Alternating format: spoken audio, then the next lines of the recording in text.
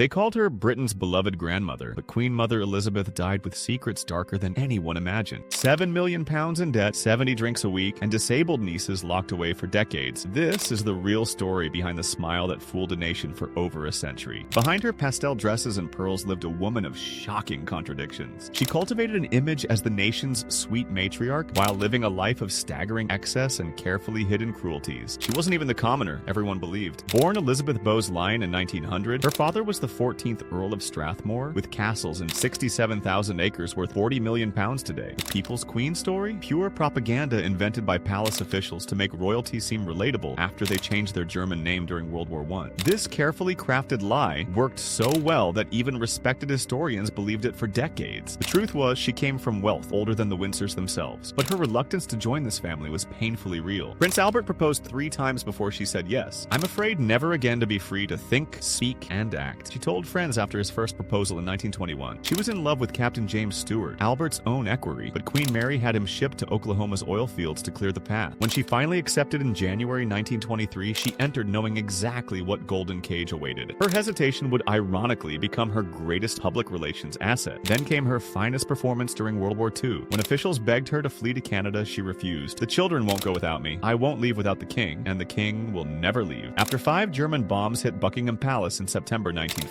killing 1 servant, she turned a disaster into triumph. "I'm glad we've been bombed. Now I can look the East End in the face." Hitler reportedly called her Europe's most dangerous woman. By the 1980s, her spending had spiraled completely out of control. Despite receiving £2.7 million yearly from the civil list and family, she maintained 14 racehorses costing $1 million annually, 4 fully staffed mansions, and 100 servants. She smuggled vintage Krug champagne into hospital at 97. Bank officials personally delivered warnings about her massive overdraft, but she remained utterly indifferent. Her daughter, Queen Elizabeth II, secretly paid off $7 million in debts to avoid public scandal. The drinking was even more disturbing. Major Colin Burgess documented her iron daily routine: gin and Dubonnet at noon, red wine and port at lunch, dry martinis at 6, which she called her magic hour, and 2 glasses of pink Veuve Clicquot champagne at dinner. This totaled 70 units weekly, 10 times the medically safe limit for women. Staff perfected her drinks at 9/10 gin, 1/10 tonic. When offered gin instead of tea during one visit, she laughed. "I hadn't realized I enjoyed that reputation. Make it a large one." After her death at 101 in March 2002, the carefully maintained facade finally crumbled. Financial records exposed the $7 million debt quietly settled by the Queen. Hidden wills revealed an estate worth $50 million that dodged inheritance tax. Staff testimonies uncovered the daily drinking marathons and casual cruelties. The nation's beloved grandmother was actually a masterclass in strategic deception, absolute proof that with enough privilege, charm, and institutional protection, even the most damaged vessels can